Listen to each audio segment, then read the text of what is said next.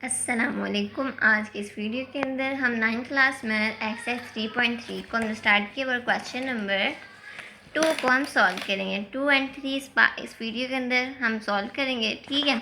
अब आपका first question है, क्या है, मैंने ऑलरेडी बनाया हुआ है। अब ये देखें बच्चों, मैं कहती हूँ एक इनपुट का दो आउटपुट नहीं हो सकते। कैसे? अब आपकी समझे आप किसी क्लास में हैं, ठीक है, बड़ी तादाद में स्टूडेंट्स हैं। एक बच्ची एक अपनी फ्रेंड को कहती है मेरे नंबर साइंस के अंदर 50 आए हैं, ठीक है।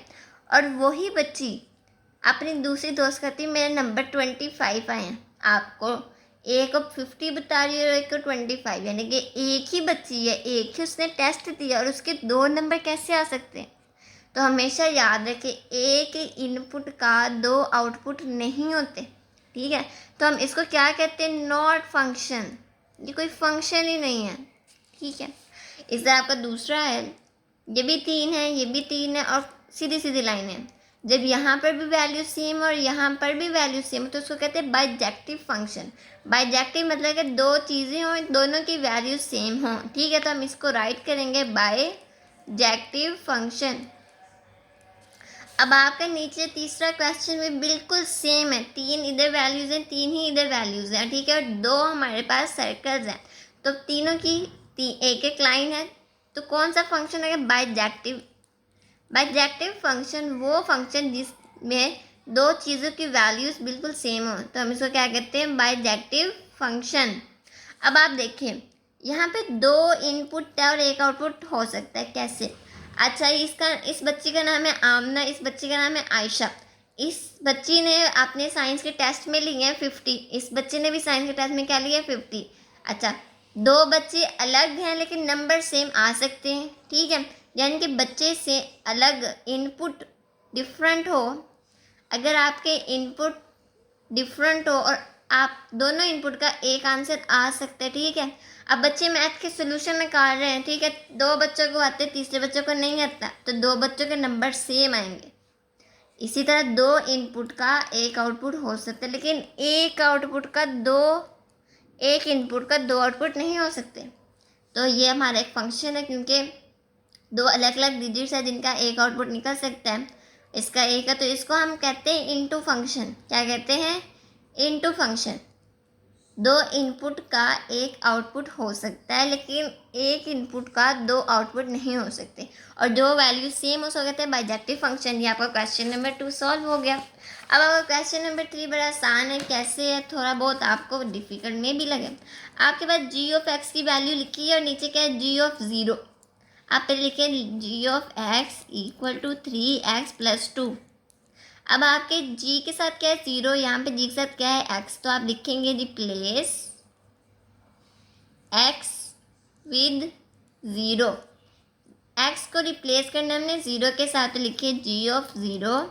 अब मेरे इधर x है, तो आप लिखे 3 मल्टीप्लाई बाई 0 प्लस 2। यानी कि हमने पहले ऊपर फंक्शन को पूरा राइट करना है, फिर जो आपके g के साथ वैल्यू है x की, उसकी जगह जो भी चीज़ होगी आपने x को उसके साथ रिप्लेस कर देना है। अब देखिए 3 0 0, 0 प्लस 2 के, तो मेरे पास g ऑफ 0 क्या आ गया? 2। आपका सेकंड क्वेश्चन है, इसमें भी जी ऑफ एक्स की ही वैल्यू है, हम पुट करते हैं g of x equal to 3x plus 2।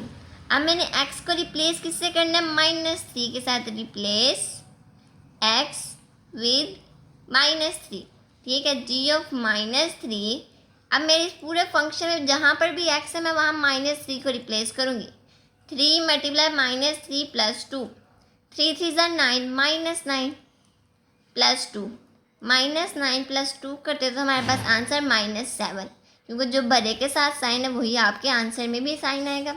आपका क्वेश्चन नंबर 3 है, जी ऑफ 2 3। इसमें भी सबसे पहले आप फंक्शन को राइट करें 3x प्लस 2। अब आपने रिप्लेस किससे करना है? 2/3 के साथ। रिप्लेस x विद 2/3, ऐसे ही है। तो आपके जहाँ पे भी x है वहाँ को लिख दे 2/3 इक्वल टू 3, 2/3 और प्लस 2। बच्चे 3 3 से क्या होगा? कैंसिल आउट, ठीक है। तो लिखे 2 प्लस 2, क्या आया हमारे पास आंसर? 4। पहले फंक्शन राइट करें, फिर एक्स को उस वैल्यू के साथ रिप्लेस कर दें, मल्टीप्लाई प्लस माइनस करो, आपका आंसर आ जाएगा। अब आपके पास है एज का फंक्शन, ये देखिए h of x equal to x का स्क्वायर प्लस 1, ठीक है। अब एक्स का स्क्वायर है प्लस 1, एज की वैल्यू। आप पहले एज का फंक्शन राइट करेंगे, h of x equal to x का स्क्वायर प्लस 1। अब हम इसको रिप्लेस करना है, रिप्लेस एक्स विद किसके साथ, एच के साथ वाली वैल्यू के साथ। हमने फंक्शन राइट कर दिया, हमने रिप्लेस कर दिया एक्स को उसकी वैल्यू के साथ, क्या वैल्यू है 1। तो लिखो एच ऑफ 1 इक्वल टू 1 का स्क्वायर प्लस 1, 1 का जितनी मतलब स्केल है तो क्या आएगा 1, 1 प्लस 1 के तुम्हारे पास आंसर क्या आया 2। अब आपका नेक्स्ट क्वेश्चन है, क्या क्वेश्चन है, 2 क्वेश्चन रह गए। एज ऑफ -4, सबसे पहले हम एज के फंक्शन को राइट करते हैं, h of x equal to x का स्क्वायर प्लस 1। अब हमने x को रिप्लेस करना है, ठीक है, किसके साथ -4, एज ऑफ -4। अब मेरे ऊपर फंक्शन में जहाँ पर भी x है मैं वहाँ -4 को पुट कर दूँगी। अब देखिए माइनस का स्केल है लो तो +4 का 4 का स्केल है तो क्या आता है 16, 4 4 जार 16 + 1, 16 + 1 के तो मेरे पास आंसर क्या आ गया 17, यानी कि एज -4 का आंसर क्या आ गया 17। लास्ट क्वेश्चन है एज -1/2, ठीक है। अब हम सबसे पहले अपने फंक्शन को एज ऑफ एक्स को राइट करते हैं इज इक्वल टू एक्स का स्क्वायर प्लस 1। अब एक्स को हमने रिप्लेस करना है, किसके साथ करना है, एज के साथ वाली वैल्यू -1/2। अब मेरे ऊपर फंक्शन के अंदर जहाँ पर भी एक्स उसको रिप्लेस कर दे -1/2, एज -1/2 इक्वल टू -1/2 का स्क्वायर प्लस 1।